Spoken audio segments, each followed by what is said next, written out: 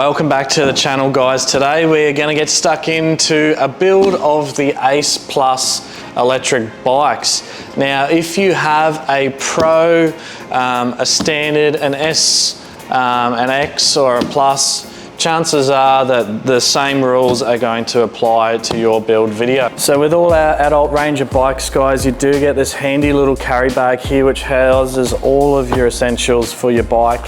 Charger, you've got your you got a handy little bike pump which actually mounts onto the frame of your bike, very handy. Tools in this fella here, so we pretty much include every tool that you need to build the bike. If you have a dual suspension, you'll actually have a suspension tool as well. But without further ado, let's get stuck in and we're going to cut this bad boy open and get started.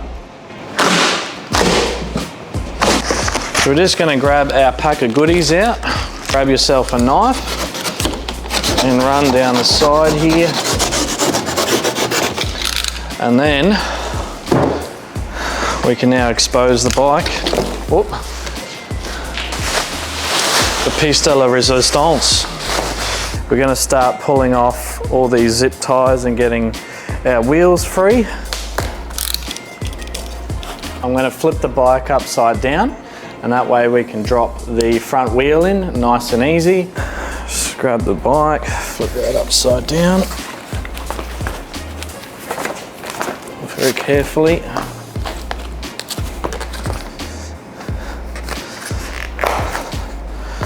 And we're just going to loosen and unthread this like so. Pinch bolts here, 1, 2, 3, 4.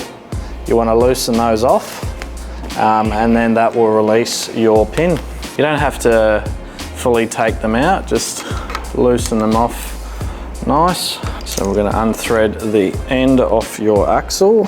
Slide that just to there, so we've got enough room. There is a little spacer, little clip in here. We're going to pop that out, slot our disc in there. You want to make sure that you don't compress your brakes while we're doing this, because otherwise your pads are going to close and not reopen, and it's going to be very difficult to get your front wheel on. Slide our wheel through, just making sure we align the disc nicely here. Our axle through.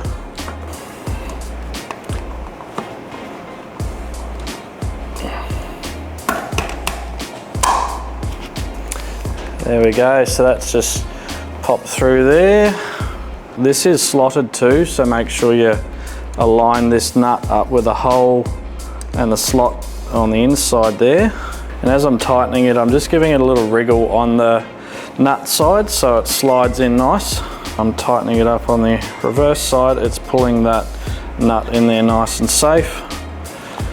And I'm just going to leave this sort of loose for the moment, because I'm going to flip the bike back up the right way.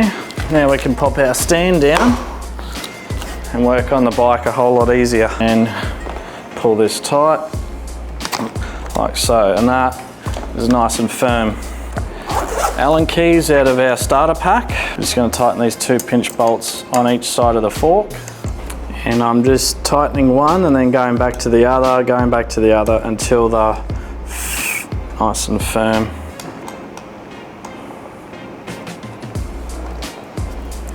You want to take your time with this, guys, because you want to make sure you get it right. You don't want anything rattling loose or anything. To our handlebars, we've got our 4 bolts on the top of the headset here. I'm just going to loosen these off. And now we're just going to grab our bars. And now we can sit this back on and just tighten all of these 4 bolts up. Sort of find a bit of an angle that we're happy with. You can always move this forward and back if you like. Taking all the rest of this packaging off now. So we've got our light here, bolts and fitting parts for the light. These little tabs here on the top. And our headlight's going to sit on there, and then we're going to get our bolt through like so, and then our little plate. We'll do that on both sides. And remember, we're going to do the holes to the front and to the outside, so which is like that on this particular side. Bolts popping out the top.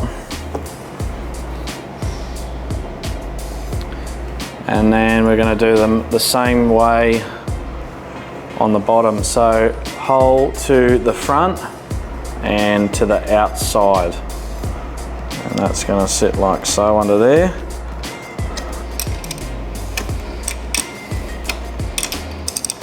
We can tighten this up now. You want to make sure with your light wire cable that it feeds out nice and neat behind the light there. It's not getting pinched behind your light bracket or anything like that. And we're simply going to feed this back through to our light connection. And all you need to do is find the arrows on each end of the connector. So there's two little arrows there, might be very hard to see, but there's two light arrows there which lines them up. Make sure you don't force them in the wrong way because you will potentially break them.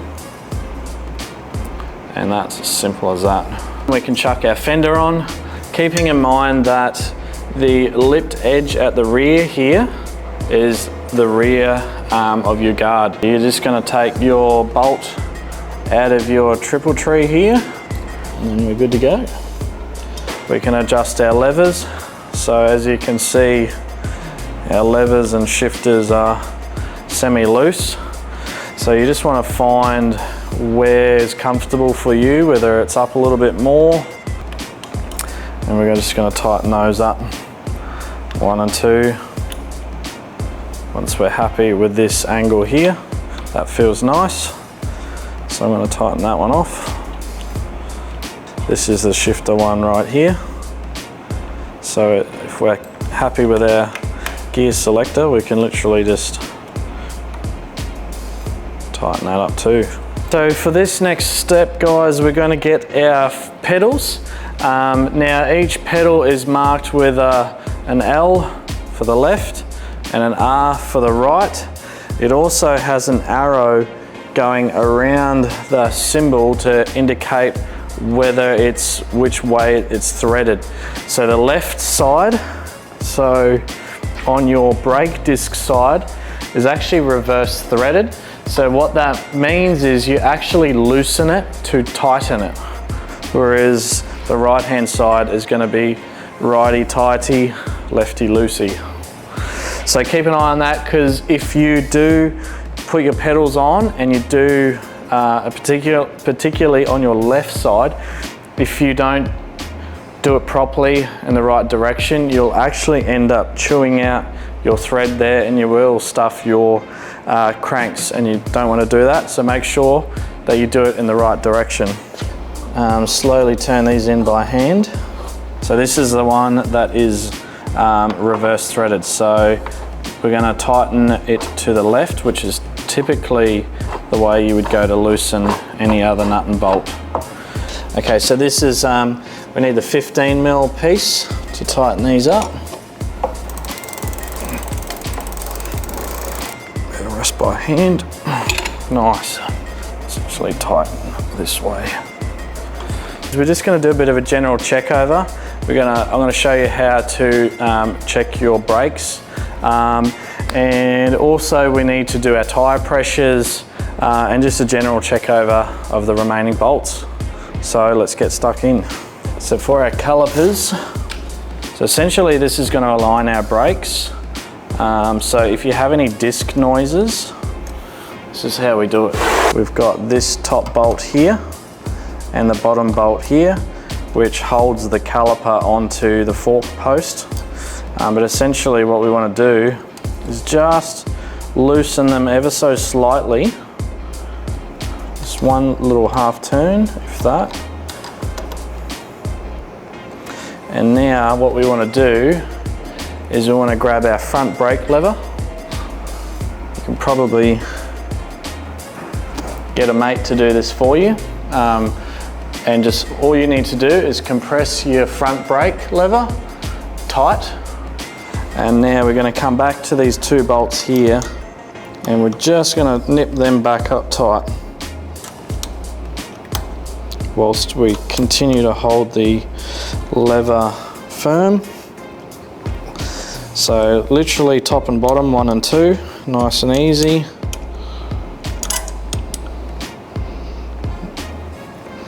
And essentially what that does is your brake pads are going to grab onto the disc, and it's going to pull the caliper nice and even and square with the disc. So if your pads were slightly off, that's going to correct that, and in theory you shouldn't have any brake disc sounds now. Again, same deal. We're going to get the top bolt and the bottom bolt here, and we're just going to literally 1/2 turn, 1/2 turn, and now you can see the caliper's loose. So we're going to hold the brakes down on the rear, nice and tight, and now we're just going to tighten these two back up. And that is how you adjust your brakes. Tighten our center nut here on the cranks as well.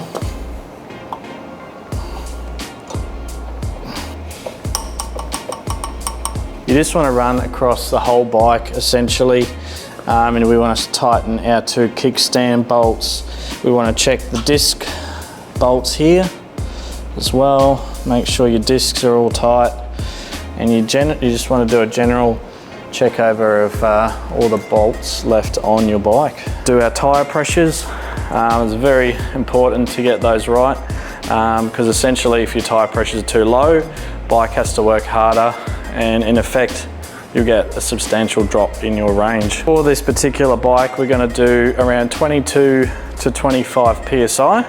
We've got a full video on our YouTube channel on how to use the display and things like that. Another critical thing you must remember when you're charging your battery, that you plug into the battery first and then into the wall, otherwise your charger will not start the charge sequence, and your light on the charger will turn red when it's charging and green when the charge is complete.